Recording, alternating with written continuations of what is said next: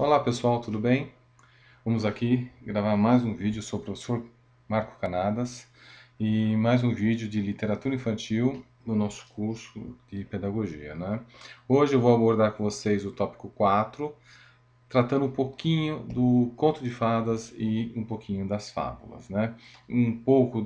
Tratar um pouco desse gênero, conhecer um pouco as diferenças entre o conto de fadas e o conto maravilhoso e conhecer um pouquinho, relembrar um pouquinho a estrutura dos contos de fada e também a estrutura das fábulas. Tá? Então, o nosso assunto hoje, nesse vídeo, são os contos de fadas e as fábulas. Bom, diretamente ao assunto, né? Contos de fadas. A palavra fada aqui, ela tem um significado de destino. Aquilo que dá o destino, tá? Não só uma personagem dentro do conto, mas um elemento destino. No passado havia uma expressão do tipo: o sujeito nasceu fadado a ser tal coisa. Então, essa palavra tem essa característica e ela potencialmente aparece nos contos. Tá? Algumas histórias que nós lemos, nós vemos a presença de um elemento que vai ditar um destino que vai se verificar ao longo da própria leitura do texto, tá ok? Então, nós temos isso como característica do conto de fadas. O conto de fadas é um tipo de história muito antiga. Ela não tem uma autoria. Essas histórias não têm uma autoria, um dono, não é? Como comentei num vídeo anterior, os irmãos Grimm ou Charles Perrault, eles não são autores dessas histórias, eles sim consolidaram essas histórias, né? Fizeram registros, adaptações dessas histórias que chegaram até os nossos tempos. Então, são histórias muito antigas que circularam o mundo antigo até chegar na Europa e até chegar aos livros, quando foram registradas, e chegar até nós. Dentro da estrutura de um conto de fadas, nós temos a questão da atitude voltada para a realização individual das personagens, o amor incondicional, a honra, não é?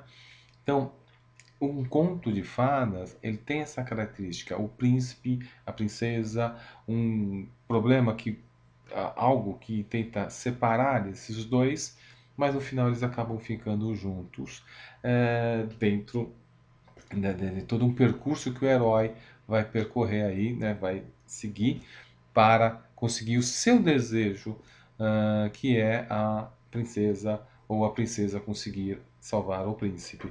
Então, esses são os temas dentro de um conto de fadas. É uma historinha de amor, vamos dizer assim, né? Com um final feliz. Tá?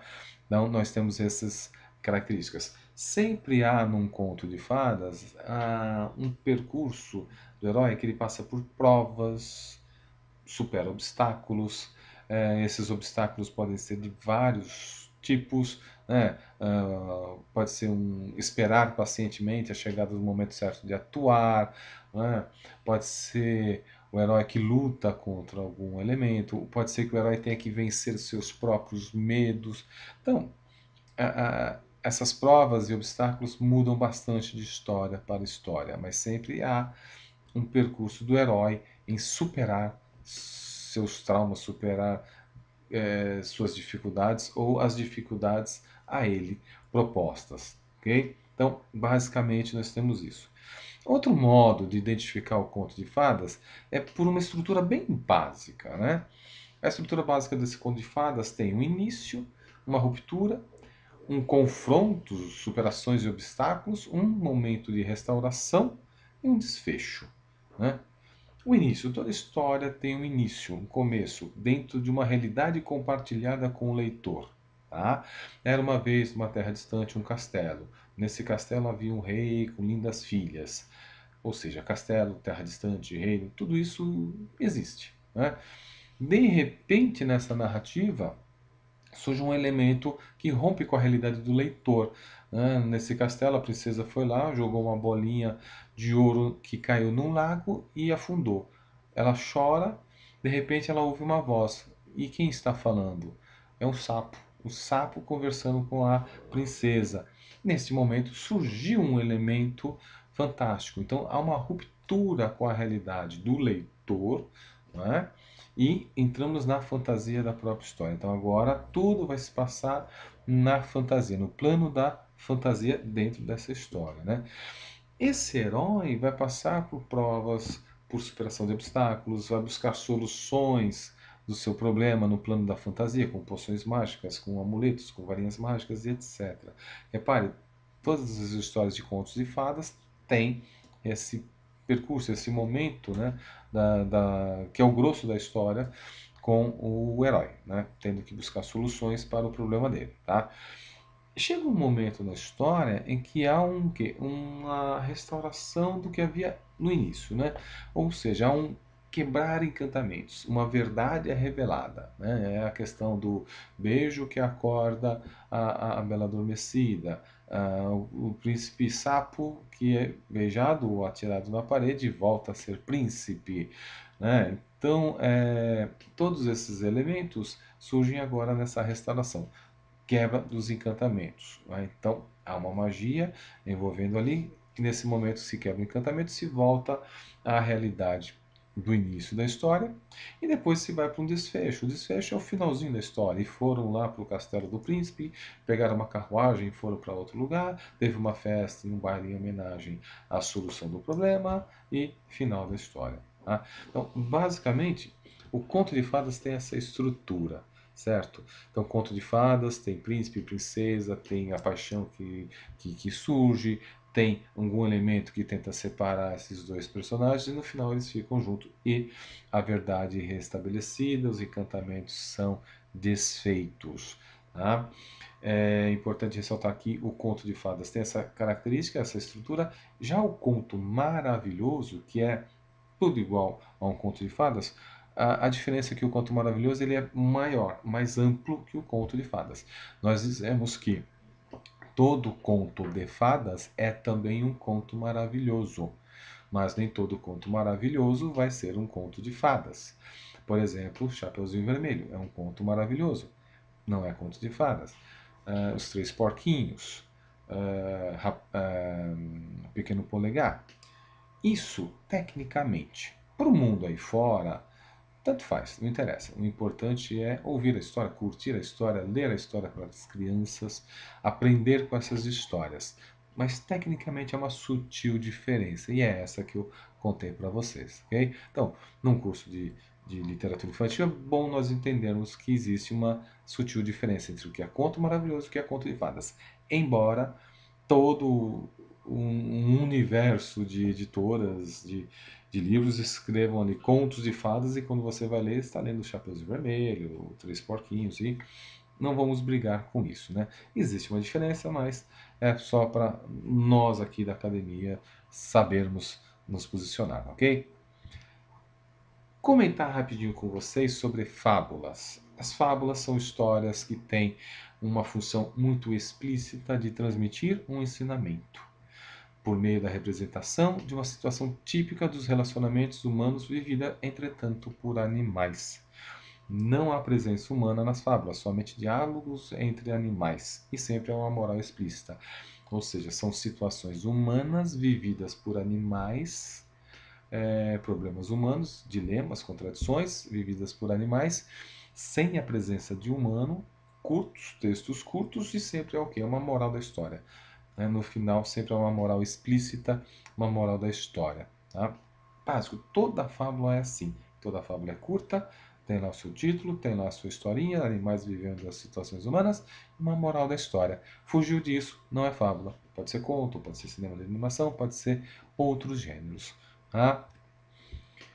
Um exemplo aqui de fábula para a nossa leitura. Uma fábula que eu gosto muito, A Reunião Geral dos Ratos. Era uma vez os ratos que viviam com medo de um gato. Resolveram fazer uma reunião para encontrar um jeito de acabar com aquele interno transtorno. Muitos foram discutidos e abandonados, muitos planos foram discutidos e abandonados. No fim, um rato jovem levantou-se e deu a ideia de pendurar uma sineta no pescoço do gato. Assim, sempre que o gato chegasse perto, eles ouviriam a sineta e poderiam fugir correndo. Todo mundo bateu palmas. O problema estava resolvido. Vendo aquilo, um rato velho, que tinha ficado o tempo todo calado, levantou-se do seu canto. O rato falou que o plano era muito inteligente, que com toda certeza as preocupações deles tinham chegado ao fim. Só faltava uma coisa: quem ia pendurar a sineta no pescoço do gato. Moral da história: inventar é uma coisa, fazer é outra. Em tempos modernos, nós temos muitas questões que isso se apresenta na nossa vida, no nosso cotidiano. Não é? Dar ideia é fácil, executar que são elas. Não é? Temos aqui uma questão importante que é a própria moral da história nos coloca. Né? Há momentos, reuniões em empresas, em locais de trabalho que se dão muitas ideias, mas tem que se pensar também na execução de uma ideia. A ideia pode ser muito bacana, muito bonita, mas ela é possível ser executada? É possível realizar aquele plano? Tem que se colocar isso na mesa também. Essa história faz essa menção. E faz uma segunda menção aqui. Idade. É o rato jovem e o rato mais experiente. Né? Então o rato velho aqui simboliza a experiência. Né? E o rato jovem representa um ímpeto de resolver as situações, mas sem a experiência. Né? Ou seja, damos as ideias, mas temos que pensar em todas as situações para que essas ideias sejam concluídas e tenham sucesso. Tá? Então, as fábulas têm essa característica, são histórias que nos trazem pequenas reflexões sobre nossos problemas do mundo, contradições, dilemas, e até hoje nós podemos refletir muito sobre o nosso mundo atual por meio de certas histórias que nos fazem refletir e pensar, tá? Essa é a importância das fábulas também, né? Formar leitores, mas também fazer pensar, né? Bom, eu tinha deixado uma atividade de estudos e deixei no nosso ambiente virtual também dois textos, O Príncipe Sapo e O Gato de Botas, e peço para compará-las. Já adianto a vocês, O Príncipe Sapo é um exemplo de um conto de fadas.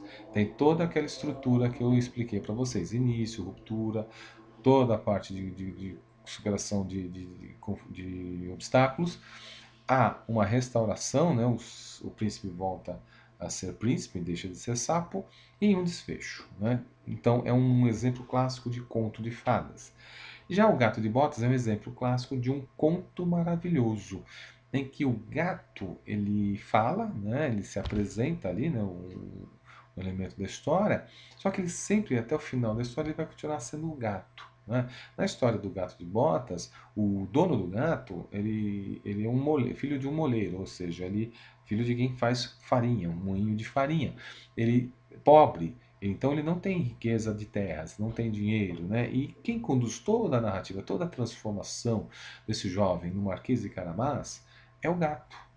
Né? Tanto é que o gato usa botas, né? Botas porque ele é o senhor da história, da narrativa. Tá? Então, o início da história tem um início, tem uma ruptura com a realidade, quando o gato fala, e o resto é tudo fantasia. E a história termina na fantasia. Ela não tem um regresso a um plano de realidade com quebra de feitiços e encantamentos. E não é uma historinha de amor propriamente dita, embora tenha o casal do Marquês de Carabás forjado pelo gato e a princesa, ele em si não é um príncipe. Então há uma questão aqui a se refletir nessa história. Então não é um exemplo de conto de fadas, é um conto maravilhoso. Tá? Então eu coloco essa atividade aqui para a gente entender essa sutileza das histórias. Tá? Lembrando que o mais importante de tudo no trabalho com a literatura infantil e as histórias da tradição com as crianças é fazê-las curtir essas histórias, né? Entender essas histórias.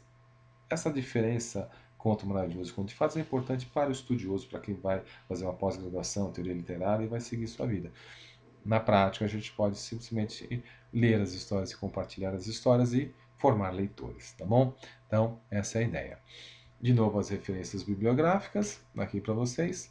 E esse é o nosso vídeo sobre um pouquinho sobre as histórias, os contos de fadas e as fábulas, nesse movimento de contribuir com vocês nos estudos da nossa literatura infantil, do nosso curso de pedagogia. Tudo bem? Então, vamos ficando por aqui. Muito obrigado e até mais.